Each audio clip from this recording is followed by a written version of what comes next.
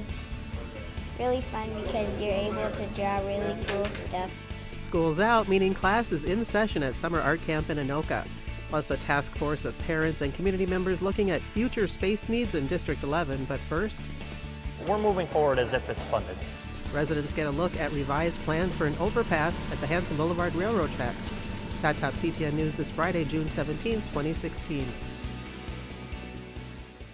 Thanks for joining us. The first public open house for the project was held back in March. Following public input from that meeting, engineers have made some revisions to the plan to better serve the local neighborhood. Those plans were on display at an open house at Epiphany Church on Wednesday night.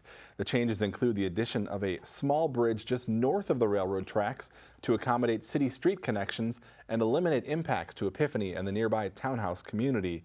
Also, a pedestrian tunnel will be added just south of the tracks to allow walkers and bikers to get safely across Hanson Boulevard. Fewer homes will also be taken for the project. A lot of the comments are very positive. They like the fact that we were able to respond to the comments and concerns from the first open house.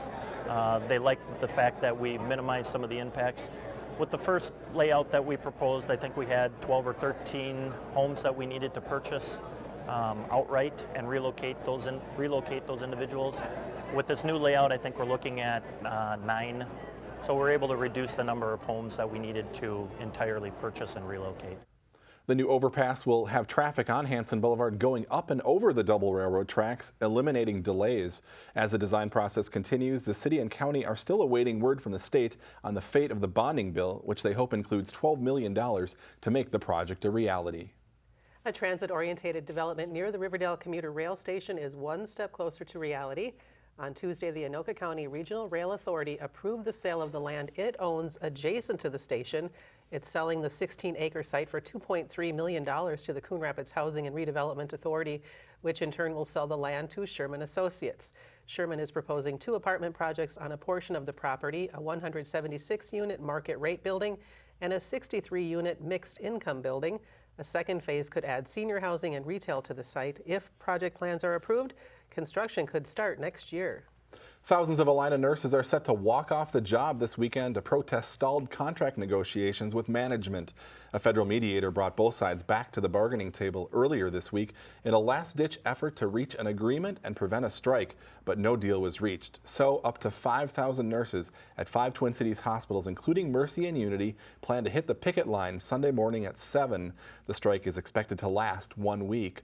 Allina is bringing in replacement nurses during the strike. The biggest sticking point has been proposed changes to health insurance for nurses. Rainy weather forced the city to cancel the first neighborhood meeting of the summer on Tuesday night. The meeting will be rescheduled for later this summer, but no date has been set.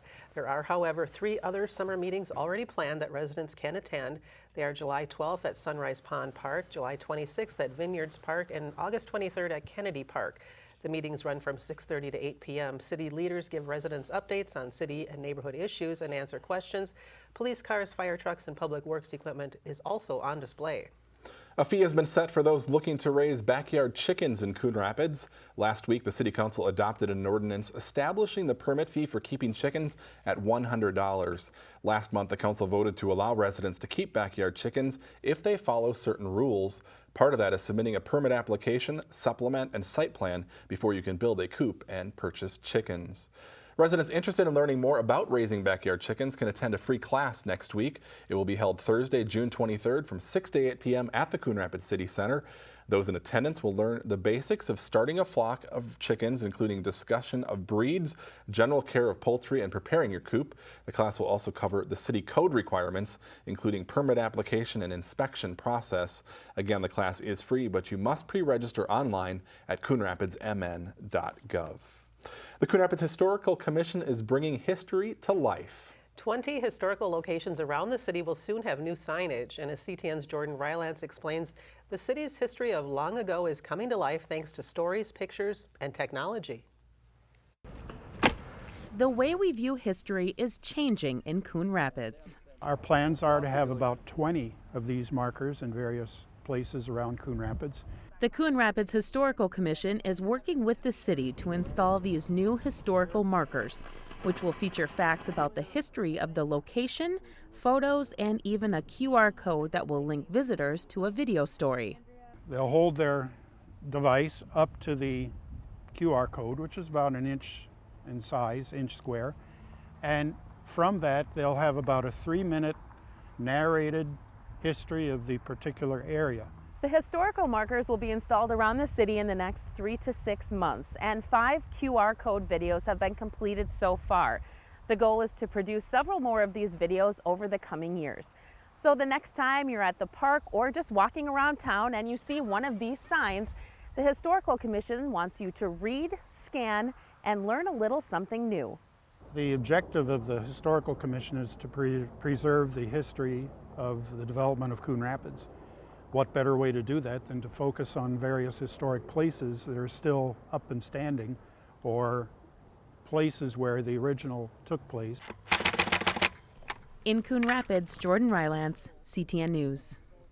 The Coon Rapids Historical Marker Project was possible thanks to a donation from the Coon Rapids Lions Club. A task force made up of parents, educators, and community members continues to look at space needs for future growth in District 11. The 33-member task force met for the 3rd time last Thursday night at Blaine High School. The group, which formed in the spring, is meeting monthly to discuss ways to provide classroom space for students in growing areas of District 11 in the next 10 to 15 years, as well as consider needed improvements at existing schools.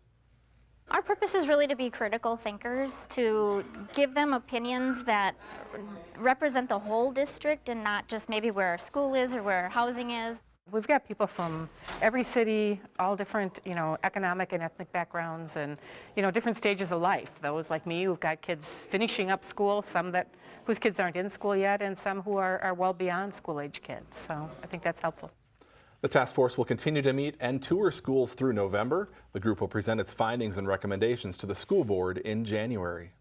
Well, with the kids out of school for the summer, parents are looking for different ways to keep them learning and engaged. Summer art camp at the Rum River Art Center in Anoka went back in session this week, where kids are learning more than just how to draw. CTN's Joe Nelson has the story.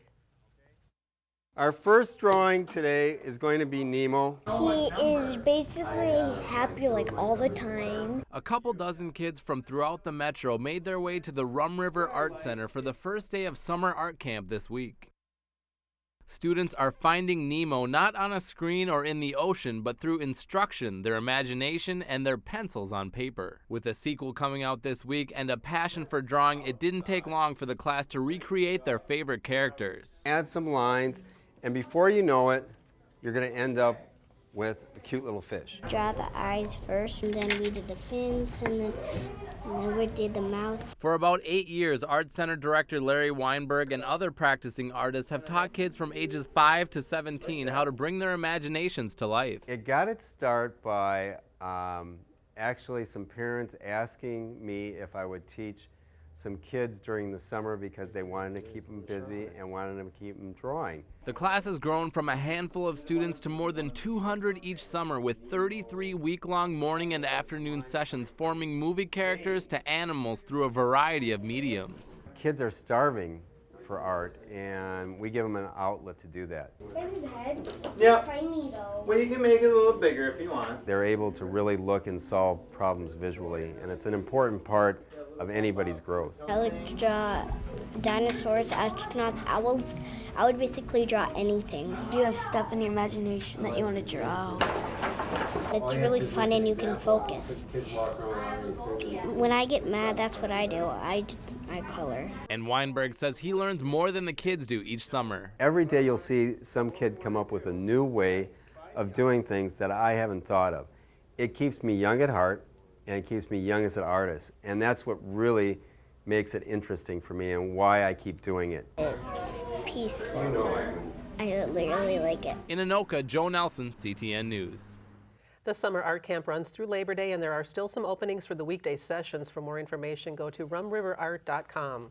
There's still time to sign up for a popular summer camp that teaches kids about safety. The 21st annual safety camp will take place July 19th and 20th at the Coon Rapids Ice Center. It's open to all Coon Rapids students entering 4th or 5th grade in the fall. For more information, you can log on to the city's website. It's always a lot of fun for those kids. It is. Sign up now. Thanks for watching. We'll see you again next week.